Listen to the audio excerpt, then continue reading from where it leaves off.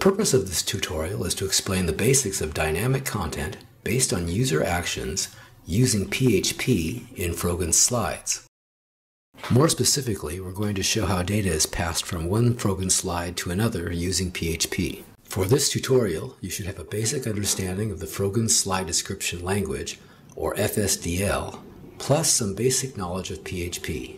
You don't have to be an expert in either of these. Dynamic content is content that is created or customized on the spot for the user, often based on the user's own actions.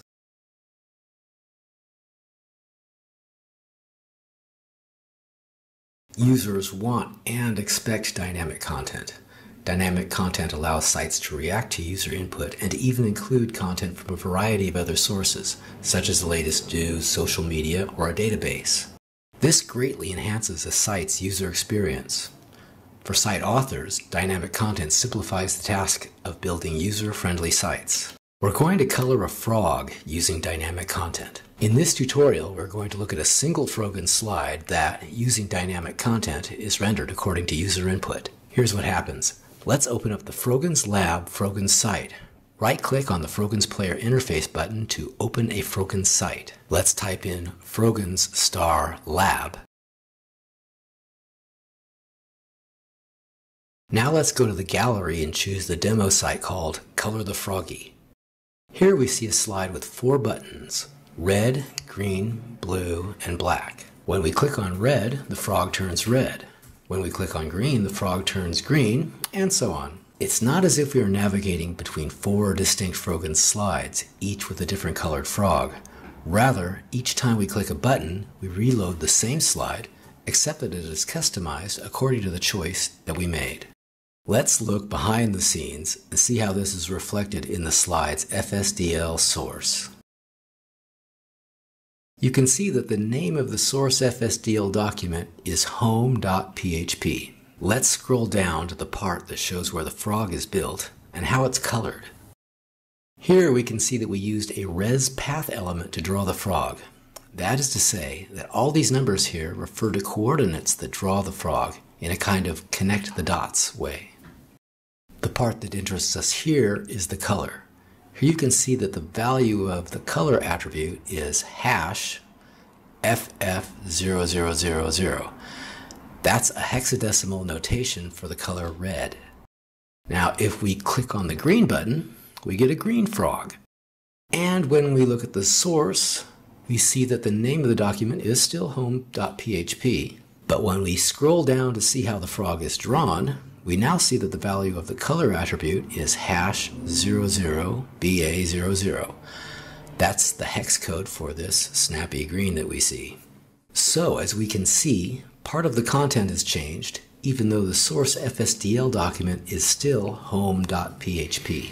To understand what's going on here, we can look at this as a 2-step process. In step 1, clicking on a button sends to the server a request to load or reload a Frogans slide, and at the same time, it also sends a piece of data. In this case, the data will be used to determine the color that the frog will be. In step 2, the requested slide is composed for output by the server, taking into account that same piece of data. Same old slide, new color. Let's look at how, in step 1, data is sent to the server. In this Frogans slide, each button is coded to send a unique color value to the server. Here's how the process is set up in the document's FSDL code. Here's the code for the red button. Here you can see the button element and its child elements, which make up the red button and its rollover state. In the button element, the goTo attribute tells us that clicking on this button will open a slide.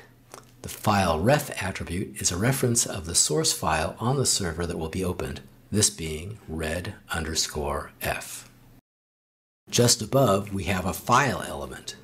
The value of its file ID attribute is also red_f. So we know that this element contains essential information for the button below. The file element designates not only a specific file to open, but also whether the file will be dynamic or not, and what data to send for opening that file. By looking at the value of the name attribute, we can see that this button is going to reopen the same source file, home.php. We can also see that the slide that we are going to open is dynamic. More on that later. And we can see this data ref attribute, whose value is red_d.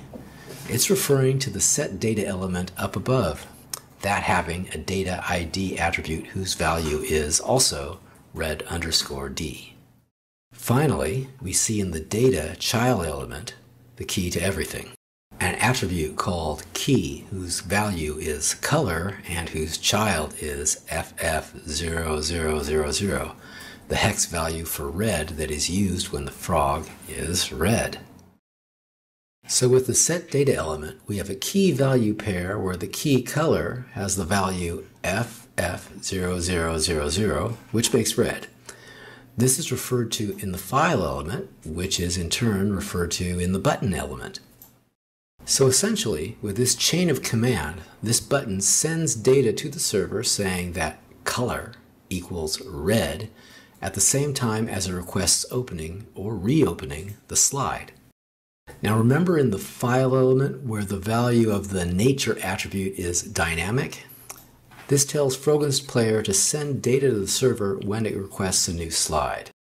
It does this in the form of an XML document called an FSDL request. This file can be accessed when the new slide is requested. Now this might seem to be a roundabout way of doing things, but it is very concise, and it actually allows the site author a lot of options that we won't be able to get to in this video. So in step 1, we saw how clicking a button can send to the server a request for opening a Frogans slide while also sending data to a server. In step 2, we look at how we're going to use this data for putting together the new slide. Our slide source file is saved on the server as a PHP document. PHP is a server scripting language. When a PHP document is requested from a server, the server will read and execute the PHP code in that document before delivering an output version for downloading. PHP code in our document, home.php, will be used to instruct the server to retrieve the FSDL request data that we had sent to the server. It also contains PHP code that will use that data to determine how our slide source file will be output. The first thing we need is a server script that will take the FSDL request data that we had sent to the server and make it available for use in the PHP code in our slides source document. Fortunately, the organization that oversees the development of the technology behind Frogans, called the OP3FT, provides a document called FSDL request parser.php to do the heavy lifting.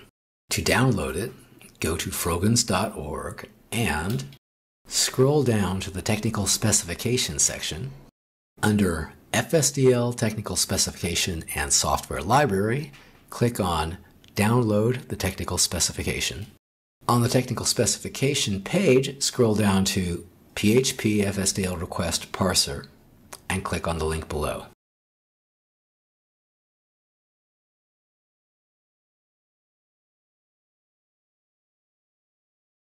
The zip file includes the FSDL request parser.php file, plus a sample Frogans site that demonstrates lots of other ways to pass data between slides.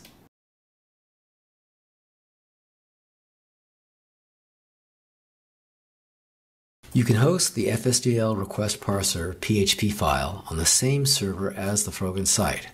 For the purposes of this tutorial, let's say that it's sitting in a folder called private in the same directory as the source for this slide, which we see here as home.php.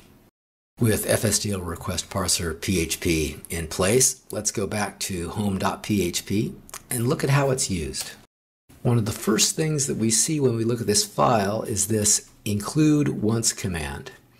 This tells the server to execute the scripts in our FSDL request parser.php document. What follows are lines of code that will ultimately make it so that our data on the server can be retrieved from this variable called file fields. You can get this code from the sample Frogans site in the zip file that we just downloaded. That's what I did. What you see here is a shortened version. You can also download this same source code from the Frogans Lab website on the gallery page.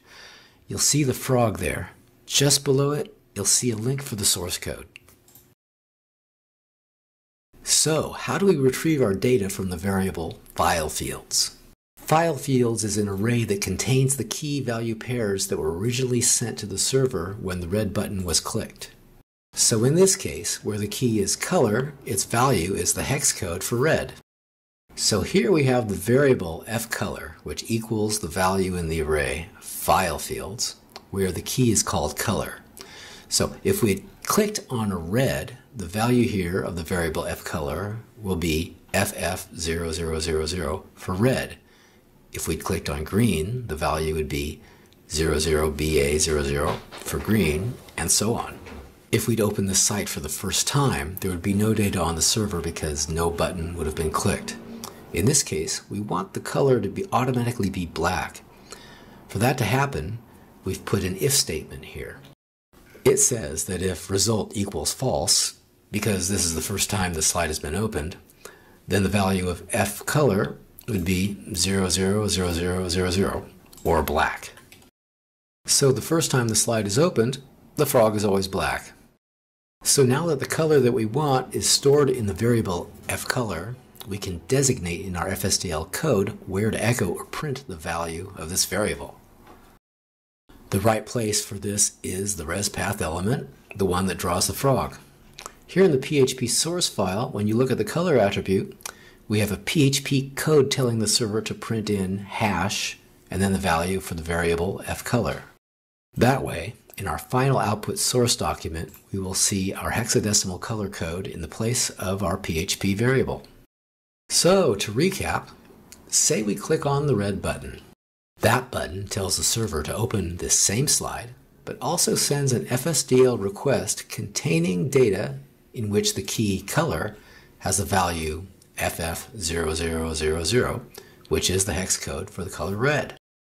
As the server puts together home.php, the source code for this slide, it includes the FSDL request parser.php, allowing access to this data and thus allowing our code to create an array that we call file fields, whose key color is our hex code for red.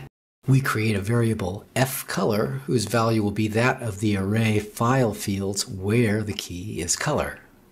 We then put a PHP print or echo command in the res path element so that when the server outputs the final FSDL code, it will show the color value that had been passed from the previous slide.